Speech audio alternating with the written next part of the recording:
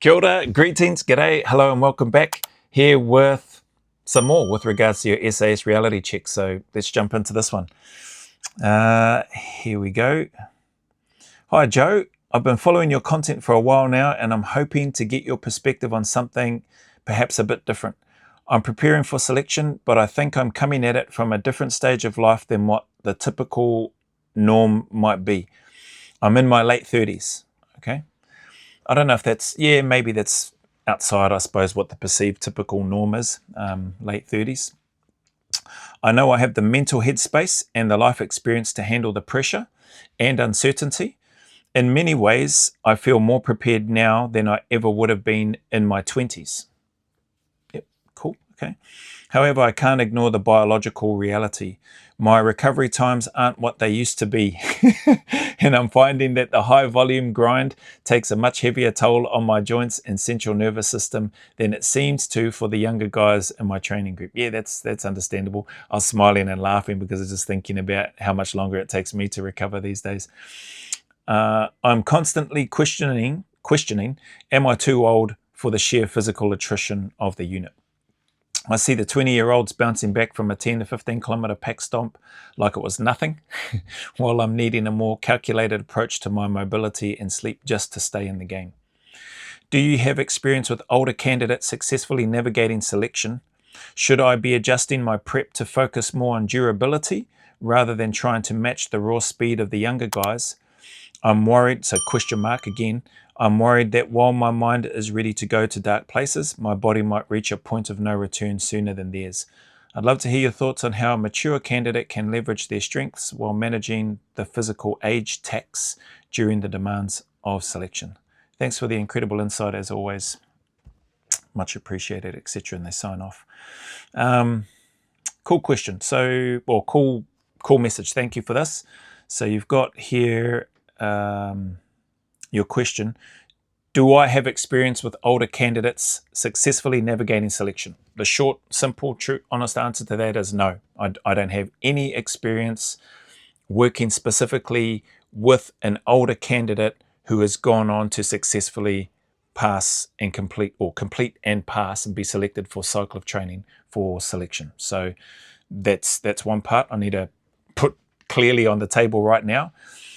Do I have experience talking to, meeting with, hearing out and giving my advice and tips to some might say more mature candidates who are looking at doing selection? Yes, but I don't know of any of those that I've been lucky enough to work with who have gone on and have successfully passed selection in their late 30s. So I'll just put that there so that you know up front, or anybody listening to this isn't coming here thinking that, oh, I've helped a bunch of people in their late 30s pass selection. That just isn't the case at all.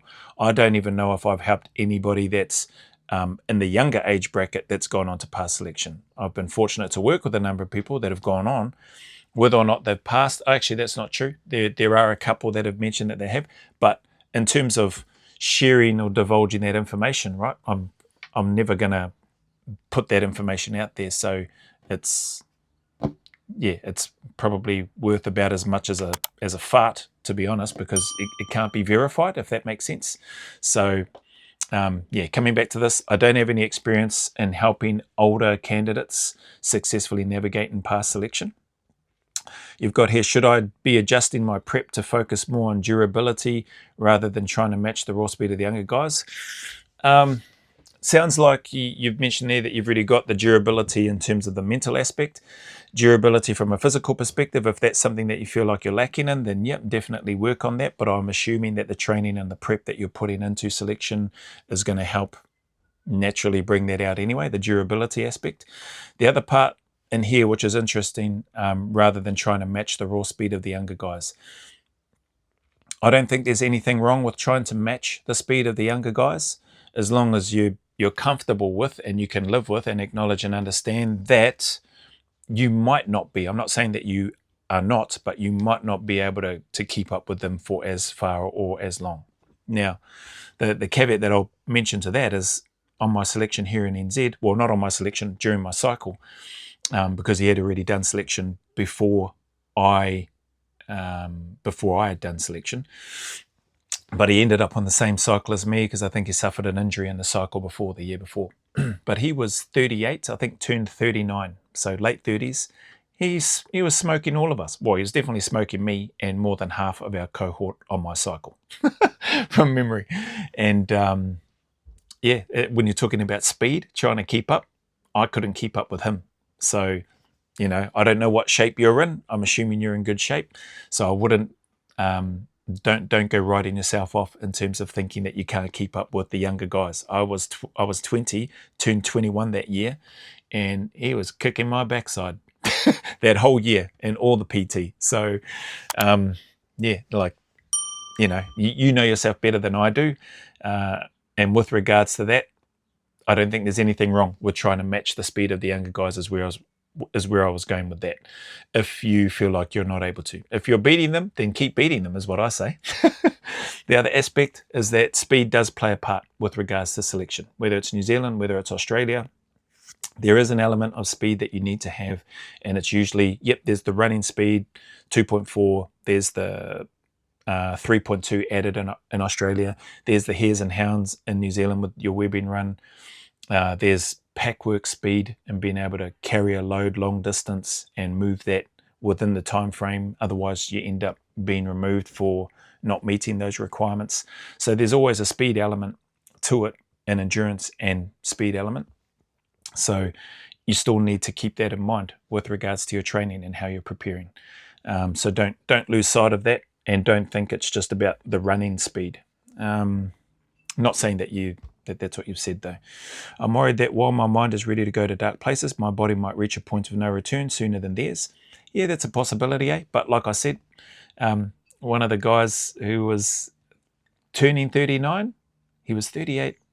He was either turning 38 or turning 39 during the cycle, one of those two.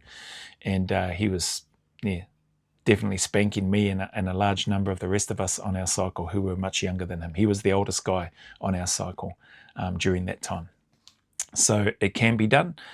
In terms of reaching a point of no return sooner than theirs, I guess that probably will come down to your preparation and what you've done to get yourself ready for selection and the rigors that you're going to be put through, the misery that you're going to be put through during it. So I think that was all your questions. You'd love to hear my thoughts on how a mature candidate can leverage their strengths while managing the physical age tax. Oh yeah, that's probably the last part. My thoughts on how a mature candidate can leverage their strengths. Well, you've already mentioned the mental aspect. You've already mentioned the maturity aspect and life experience and that sort of thing. And with regards to you getting out there in your late 30s and hammering away with your running and your pack work and the swimming and everything else that you need to do, the body weight stuff, so that you can meet those requirements for your selection course that you may be doing or that you're planning on doing, keep doing what it is that you're doing as long as you're meeting those requirements. So leveraging your strengths, you've really answered your own question. I think you have a heck of a lot more strengths than weaknesses.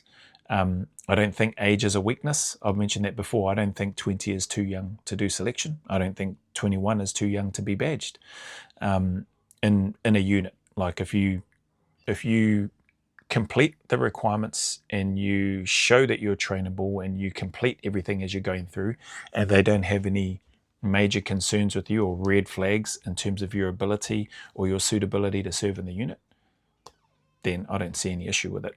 Likewise, at the other end of the spectrum, if you're, in this case, late 30s or a more mature candidate, I don't think there's anything wrong with that either. I think what I had used to hear before, and I think I've mentioned this on some of my other videos in the Go Always a Little Further channel that I run in one of the Q&As, I think what I had heard for the UK as an example is that the preferred age was early to mid-30s. So mid-30s, that's pretty close to late 30s.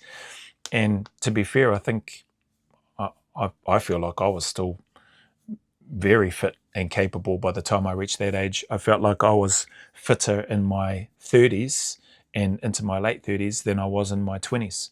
That may not have been the case, but mentally that's how I felt. Physically, my performance may not have reflected that because I never ran an 8 minute 15 RFL or 2.4 in my 30s. whereas I did before selection when I was 20. So maybe I'm way off the mark there, but physically, mentally, I definitely felt like I was fitter in my 30s compared to when I was in my 20s, even though the results may not have been reflective of that. So anyway, sounds like you're putting in some work, man, and you've got your headspace seems to be in a good area with regards to your preparation. If you've got a group of you that you're training with, probably one last thing that I'd mention here. So you mentioned you see the 20-year-olds bouncing back from a 10, 15 kilometer pack stop like it was nothing. If you're training with a group, that can be a good thing. I definitely think that's good from time to time, but I would just mention, and I know I've mentioned this in other videos, I think it's preferable for anybody preparing for selection to train predominantly on their own. I think that's a good space to be in. Be on your own and without any music or any distractions. Just focus on what it is that you're there to do. Allow those voices in your head to start playing and creeping into your mind, and then use that part of your training and that aspect to combine the mental aspects, and then it's up to you to quieten those voices when they're telling you that you're sore, when they're telling you why you're doing this, when they're making you question, when your own voices are making you question why you're doing this in the first place. Those are really good opportunities to learn to quieten those inner demons or those inner voices trying to persuade you to make a different decision or to quit. So anyway, that's my take. Hopefully you get something from that. Apologies if I've missed the mark with regards to your query and giving my thoughts. If I have, just hit me up again and just say, mate, you're bloody way off track. You didn't even answer my question. This is what I'm after, and I'll do my best to answer it. So anyway, that being said, I appreciate your time and the query once again, and anybody that spent any time here. And as always, the message is the same, regardless of any challenges, difficulties, trials that you may be going through, keep turning up, stay in the fight, put one foot in front of the other, and take one day at a time. Things can do and will get better if you want them to, and the sun will shine again, I promise you. Those better days are coming for you, and those better days are always closer than you and I think. So just stick at it. As always, go always a little further. Remember, who dares wins and who cares wins. And until the next video, there is a big mana wave coming from me to you, filled with my aroha, respect, appreciation, and gratitude for you all.